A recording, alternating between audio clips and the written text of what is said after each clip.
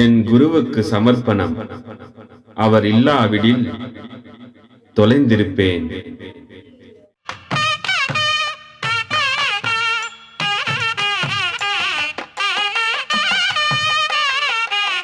அது கழியிற விஷயமா, அது கழியுது. உன்னோட நீ பாடத்துல இருந்தேன்னா ஒன்னா மேல வரும், வந்ததுன்னா அதை என்னானே கேட்கலன்னா அது ஏன் அங்க இருக்க போதே போய்க்கு நேரத்தை வெளியில போயிடும். ஒரு விருந்தாளி வீட்டுக்கு வராங்கன்னா வாங்கன்னா தானே வருவாங்க. பார்த்துட்டு போன்னு கூட சொல்ல வேணாமா, நீ பார்த்துட்டு போயிட்டீங்கன்னா போதும், அவங்களே போயிடுவாங்க. அவங்கள போய் என் போன்னு சொல்றது பாவம். அப்படிலாம் சொல்லாதீங்க, அவங்கள பார்த்துட்டு போயிடுங்க.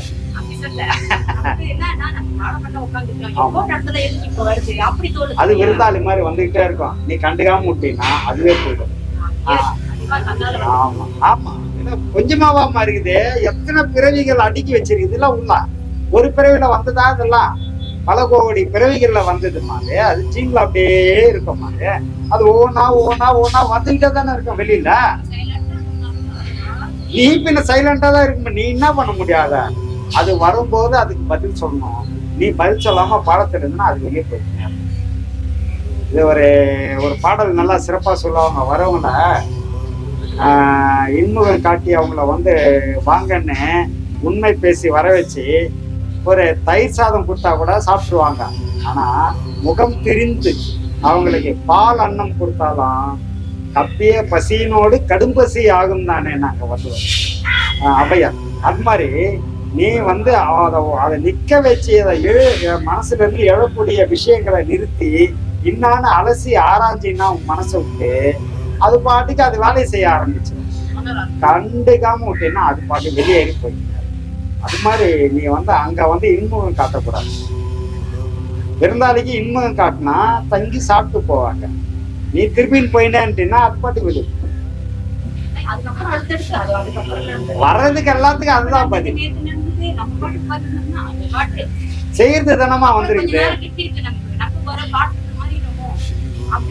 செய்யறது வந்துகிட்டே இருக்குமா. அதுக்குதான் என்ன செய்யறோமோ அதுக்கான பலன் நமக்கு வந்துகிட்டே இருக்கும்.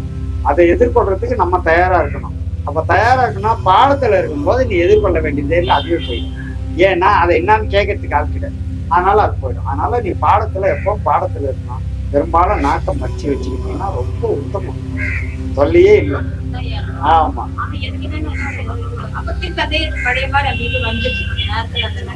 ஆமா, நீ மறுபடியும் ஏமா குடும்பம் தானே இருக்கு, 1 மணி நேரம் தான் அதுக்காக ஒதுக்க முடியும். அடுத்து நீ வெளியில வரும்போது நார்மல் வந்துடுற. வரும்போது அப்போ வந்துகிட்டே தான் இருக்கும், எல்லா எண்ண அலைகள் வந்துகிட்டே தான் இருக்கும்.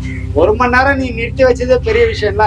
அந்த 1 மணி நேரம் நீ நிறுத்தி வச்சதுல கிட்டத்தட்ட ஒரு வருஷத்துக்கான செயல்களை தவிர்த்துட்டேன்னு அர்த்தம். 1 வருஷத்துக்கான செயல்களை நீ தவிர்த்துட்டேன்னு அர்த்தம். ஏன்னா ஒரு செகண்டுக்கு எவ்வளோ செயல்களை கொண்டாந்து போட்டு போயிடும். அது நீ அதை பிடிச்சின்னு இதை செய்யலாமா அதை செய்யலாமான்னு ஓடின்னு இருக்கணும்.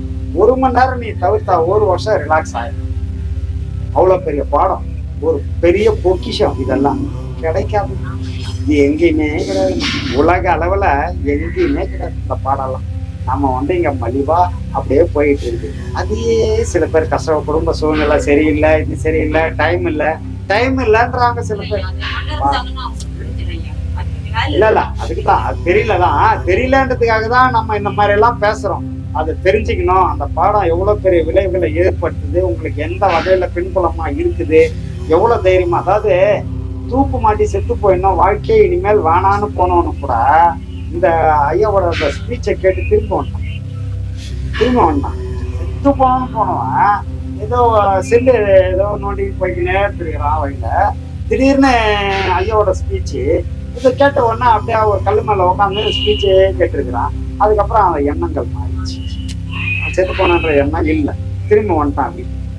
அது மாதிரி இந்த மனசுதான் எல்லாத்துக்கும் காரணம், மனசுதான். அதாவது கண்ணாடி குடுவை மாதிரி நம்ம வாழ்க்கை கண்ணாடி குடுவை, அதுக்குள்ள உட்காந்துட்டு இருக்கிறான். உன்னை வெளியில இருந்து கல்லு விட்டாலும் உனக்குதான் டேஞ்சர், நீ உள்ள இருந்து கல்லை தச்சாலும் உனக்குதான் டேஞ்சர். அது மாதிரி நம்ம வாழ்க்கை.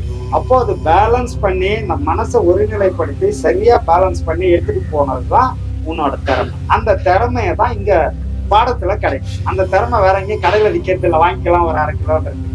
அது இந்த பாடத்துலதான் கிடைக்கும். இந்த பாடத்துல உன் மனசு நிற்கும், மனம் பக்குவப்படுறவங்களுக்கு மட்டும்தான் அந்த திறமை வாய்க்கும். அது பல குருமார்கள் இதையெல்லாம்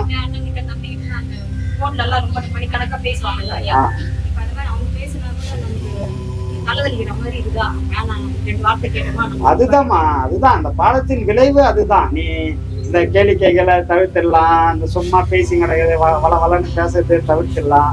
சிந்தனைகள் எப்பவும் ஒரு நிலையோட இருக்கும், ஒரே சிந்தனையில இருக்கணும், இறை பாதையிலே எப்பவும் மனசு இருக்கணும். இப்படியே இருந்ததுன்னா வாழ்க்கை தன்னால மாறி போய் அது இறைப்பாதை பயணம் தொடர்ந்து போய்கிட்டே இருக்கும். பயணங்கள் போக போக போக உனக்கு அந்த முதிர்ச்சியும் அந்த ஆன்மீக முதிர்ச்சியும் உன்னோட வினை முதிர்ச்சியும் ரெண்டுமே கழிய ஆரம்பிச்சு. இந்த ரெண்டும் கழிய கழிய கழிய உனக்கு அடுத்த நிலைகள் கிடைச்சிடும். அது அந்த அடுத்தடுத்த நிலைகள் போகும்போதுதான் உனக்கு எதெல்லாம் பொய் எதெல்லாம் மெய். பொய்யெல்லாம் இவ்வளோ காலம் இந்த பொய்ய பூச்சின்னா வாங்கணும். ஆஹா இப்பதான்டா மெய்யே கணக்கு தெரியுதுன்னு அன்னைக்கு உணர்வான். எப்போ ஒரு பழமொழி சொல்லலாம், சாவர காலத்துல சங்கரா சங்கரான்னு பூச்சிக்கினாமா. அது மாதிரி போற கண்டிஷன்ல போய் பூச்சின்னு பிரயோஜனம் இல்லை. அதுக்குதான் இப்பயே பூச்சிடணுன்றது. இந்த இளைஞர்கள்லாம் நீங்க ஐயா அதாவது அவர் வரும்போதே பைக்ல டூ வீலர்ல ஐயோ காரை ஃபாலோ பண்ணி ஓடிடுவாங்க. அப்பயும் மடக்குவாங்க. மடக்கி ஐயோ நல்லா இருக்கீங்களா ஐயா, உங்களை பார்க்கணும்னு நினைச்சேன் நாங்க. சரிப்பா நல்லா இருக்கிறப்ப பாத்துப்பா, ஏன்பா இப்படி வரீங்க ஐயோ உங்களை பாக்குதா ஐயா அப்படின்னு பேசுவாங்க. முத 2021 நான் கோயம்பேடு ஏதாவது முடிச்சுட்டு காலைல வரேன். ஐயா ஐநாவரத்துல வராரு கொரோனா டைம்ல. கரெக்டா இந்த சிக்னல்ல ஐயாவை பிடிச்சேன். ரோட்லயே வாங்கின ஐயா கிட்ட. சரி, அது உள்ள சரண ஐயா எல்லாம் உள்ளதான் உட்காந்துருக்காரு. இருக்கோம் நிறைய பேரை ஐயாவோட ஸ்பீச் இழுத்துது. ஒண்ணு. ரெண்டாவது இப்போ பேசுறது ஒன்றும் பெரிய விஷயம் இல்லை. ஆனா என்ன பேசுறோமோ அப்படி நடக்கணும், அப்படி நடந்துக்கணும். அவர் நடந்துக்கணும். நிறைய மேடை பேச்சாளர்கள் மேடைக்காக பேசுவாங்க, வெளியே போனாங்க சாப்பாடு போய் வேற வேலையை பார்ப்பான். பேச்சுக்கு அவனுங்க சம்மந்தமே இருக்காது. ஆனா ஐயா கிட்ட அப்படி கிடையாது. கொரோனா டைம் ஐயா யாரும் கிட்ட சேர்க்க மாட்டாங்க. ஆனா ஐயா வாங்கினாரு. டோர் திறந்த உடனே இது ஊதவத்தி ஸ்மெல்லு அப்படியே திறகுறோம். ஐயா ஆசீர்வாதம் பண்ணுங்க, அப்படியே திரும்புறாரு தொடர்றாரு. நான் குளிக்க கூட இல்லை ஐயா, அதை கூட எதுவுமே இது பண்ணல, அப்படியே ஆசீர்வாதம் பண்ணி அமைச்சாரு. அதான் அந்த மாதிரி. அதுக்கு காரணம் என்னன்னா மனம் நிக்கிற நிலையில மனம் நின்றுச்சுன்னா ஒரு விஷயம் இல்லை. அந்த மனம் நிக்கணும். அது நிக்கிறதுக்கான வேலையை தான் இப்ப நம்ம பண்ணிட்டு இருக்கிறோம். இதை பண்ணுங்கன்னு சொல்றோம். இங்க நம்ம ஆளுங்க கொஞ்சம் சிரத்தை எடுத்து இந்த பாடத்துல முழுமையா இன்வால்மெண்ட் ஆகி சரியா பாடம் பண்ணா. ஆத்மா வணக்கம் ஐயா. வணக்கம். இப்போ ஒரு மனிதனுக்கு இன்னைக்கு இல்ல நாளைக்கு என்னைக்கோ ஒரு நாளைக்கு இறப்பு வரப்போகுதுன்னு சொல்லிட்டு தெரியும். ஆனா ஏன் சாவ நினைச்சு பயப்படுறான்? சாவுன்றது சாதாரண விஷயம் இல்லம்மா. ரெண்டாவது சேர்த்து வச்சிருக்கிற சொத்தெல்லாம் வீணா போயிடுமா? கஷ்டப்பட்டு சேர்த்ததாச்சா? சாவு வந்ததுன்னா மொத்தம் விட்டுட்டு தானே போனோம், எதையும் எடுத்துன்னு போக முடியாத. அதனால பயப்படுறான். எல்லாம் எடுத்துன்னு போக முடியாதம்மா எதுவுமே. அதனால அவன் பயப்படுறான்மா. இவ்வளவு சேர்த்து வச்சிருக்கிறேன்னா அவன் 2 பொண்டாட்டியை செய்கிறான். சொத்து இப்போ 500 கோடி 200 கோடின்றான். 300 ஏக்கரா சொத்து வாங்கி வச்சிருக்கான். ஊரெல்லாம் ஏமாத்தி 4 வீடு வச்சுக்கிறான். அதெல்லாம் விட்டுட்டு போறதுக்கு யாருக்குமா மனசு வரும்? பயம்தான் வரும். இதுல எது வேணா எடுத்துக்க, எனக்கு இன்னொரு 50 வருஷம் ஆயுள் கொடுன்னு தான் கேட்பான். கடவுளே வந்தா கூட சரி, கடவுளே போட்டுருவான். இங்கேயே காவ போட்டு உனக்கு என்ன வேணும் எடுத்துக்கோ, 2 பங்களா எடுத்துக்கோ, 4 கார் எடுத்துக்கோ, ஏரோப்ளைன் தரேன், இந்த ஒரு 2 கோடியை பிடி, எனக்கு இன்னொரு 100 வருஷத்துக்கு ஆயுள் போடுறாங்க. ஏன்னா பயம்தான் அது. சொத்து வச்சுக்கிறவனுக்கு. சொத்து இல்லாதவன் எப்ப போனாலும் எப்பா போனா போதும் இங்க என்னை விட்டுறா சாமின்னுவான். சொத்து வச்சுக்கணும் பயப்படுவாமா செய்வான். அதெல்லாம் விட்டு போனா யாரு? இன்னொரு கேள்வி, சிவனும் சக்தியும் ஒண்ணுன்னு சொல்லிட்டு சொல்றாங்க. ஆனா சிவன் இல்லைன்னா சக்தி இல்ல, சக்தி இல்லைன்னா சிவன் இல்லைன்னு சொல்லிட்டு சொல்றாங்க. ஆமாம்மா. சிவம்ன்றது பெரிய சப்தம், சக்தின்றது வெளிச்சம். அந்த சப்தமும் ஒலியும் ஓசையும். ஒலியும் ஓசையும் இல்லாம ஒரு பொருள் இயக்கம் கிடையாது. ஒலியும் ஓசையும் சேரும் போதுதான் ஒரு பொருளுக்கு இயக்கம் வரும். அதனாலதான் சக்தி இல்லையே சிவம் இல்லை, சிவம் இல்லையே சக்தி இல்லை. இது ரெண்டுமே இணையும் போதுதான் உயிர்கள் உற்பத்தி. அதனால இது இல்லைன்னா அது இல்லை, அது இல்லைன்னா இது இல்லை, ரெண்டுமே அவசியம். வேற என்ன? அவ்வளவுதான் சாமி. அவ்வளவுதானா? பரவாயில்லம்மா, நீ வந்து கேட்டதுக்கு ரொம்ப சந்தோஷம்.